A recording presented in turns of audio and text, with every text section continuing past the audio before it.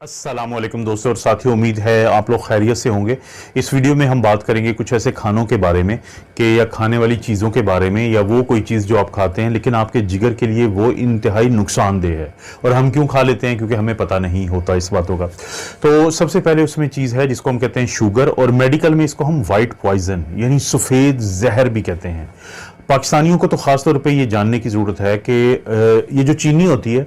ये इतनी ख़तरनाक है कि जितना बताया जाए उतना कम है। चीनी क्या करती है कि हमारा जो जिगर होता है वो इसको तब्दील कर देता है। जो इजाफी चीनी हम सारा दिन खाते रहते हैं, मिठाई खाते रहते हैं, चाय में डाल के चीनी खाते रहते हैं, तो उसको तो वो तब्दील करता रहता है फैट के अंदर। वो फैट जो है वो फिर हमारे जिगर के ऊपर आ जाती है। उसको हम कहते हैं फैटी लिवर डिजीज़, जो कि इंतहाई ख़तरनाक बीमारी है, क्योंकि इस फैटी लिवर डिजीज़ की वजह से आहिस्ता आहिस्ता हमारा जिगर जो है वो एक टूट फूट का शिकार रहता है, और खुदा न खास्ता एक दिन जो जिगर की मुकम्मल खराबी जिसको हम सिरोसिस कहते हैं उसका भी शिकार हो जाता है। तो इसलिए सबसे पहले तो वैसे तो अगर पाकिस्तान से बाहर भी आप देख रहे हैं तो आपको चीनी और चीनी से बनी हुई चीज़ें कम से कम खानी चाहिए। आप कोशिश करें फल से और बाकी चीज़ों से, जो कुदरत की तरफ से, अल्लाह की तरफ से आपको कार्बोहाइड्रेट दिया गया है, मिठास दी गई है, आप उसका इस्तेमाल करें। लेकिन पाकिस्तानियों को ख़ास तौर पर कि इस सफ़ेद जहर को खरीद के आपने जो अभी आपको पता है कि पाकिस्तान में चीनी का क्राइसिस है, यानी ये कैसे मुमकिन है कि एक जहरीली चीज़ है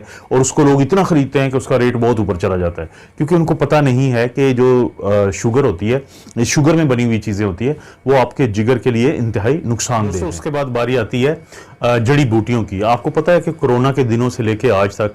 बहुत सारी जड़ी बूटियां हैं जिनके बारे में कहा जाता है कि ये आपकी इम्यूनिटी को बेहतर करती हैं, या आपकी जो मुदाफ़ती निज़ाम है उसको बहुत ज़्यादा क़ुव्वत देती हैं। लेकिन बहुत कुछ जड़ी बूटियां ऐसी ज़रूर होती हैं कि जिनका इस्तेमाल आपके जिगर के लिए बहुत ख़तरनाक होता है। इसलिए हम तमाम मरीज़ों से, अपने दोस्तों से एक बात करते हैं कि जब भी आपने कोई जड़ी बूटी इस्तेमाल करनी है तो कोशिश करें पहले अपने डॉक्टर से ज़रूर बात कर लें, क्योंकि अक्सर जो जड़ी बूटियाँ होती हैं वो महफूज होती हैं, लेकिन कुछ ना कुछ जड़ी बूटियों में से ऐसा भी है कि जो आपके जिगर के लिए इंतहाई ख़तरनाक साबित हो सकता है। जैसे मिसाल के तौर पे कोरोना के दिनों में एक जड़ी बूटी थी गिलोय, उसका बहुत जिक्र किया गया था कि ये आपके मुदाफ़ती निज़ाम को बेहतर करती है, और आज भी किसी का गला ख़राब हो, किसी को कोई मसला हो तो वो ये जड़ी बूटी इस्तेमाल करता है। लेकिन ये हकीकत है कि गिलोय जो है ये ख़ास तौर पर अगर इसकी डोज ज़्यादा हो जाए तो, या फिर ये प्रॉपर अगर ये तैयार ना हुई हो तो ये आपके जिगर के लिए बहुत ख़तरनाक है।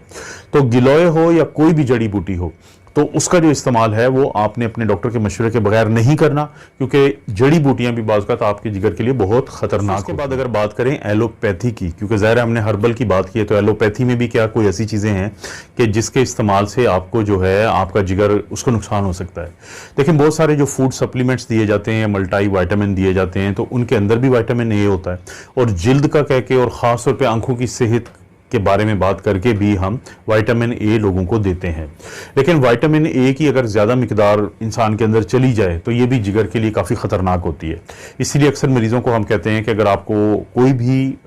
ऐसा मल्टी वाइटामिन लेना पड़ता है जिसके अंदर विटामिन ए है, या विटामिन ए खुद लेना पड़ता है, तो कोशिश करें कि 1 महीना लें, 1 महीने का रेस्ट दें, फिर 1 महीना लें, या फिर आप 2 महीने मुसलसल लेके फिर 2 महीने का रेस्ट दें, या 1 महीने का रेस्ट दें, क्योंकि जब ये विटामिन ए आपके जिस्म में ज़्यादा हो जाता है तो ये भी आपके जिगर के लिए नुकसानदेह होता है। दोस्तों, इसके बाद वो लोग जिनको बहुत शौक होता है बोतलें पीने का, सॉफ्ट ड्रिंक्स पीने का, तो उनके लिए भी एक थोड़ा सा वार्निंग है कि जब आप सॉफ्ट ड्रिंक्स ज़्यादा पीते हैं, और यकीन माने कुछ लोगों को बहुत ज़्यादा आदत होती है कि दिन में 2 या 3 दफ़ा वो ज़रूर पिएंगे,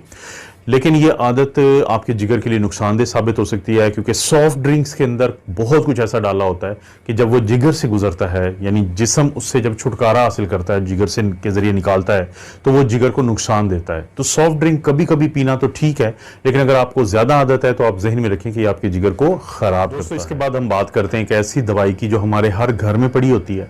उसके पत्ते हम जाके लेते हैं, तो कोई हमें फार्मेसी वाला कभी नहीं कहेगा कि आप डॉक्टर की पर्ची दिखाएं।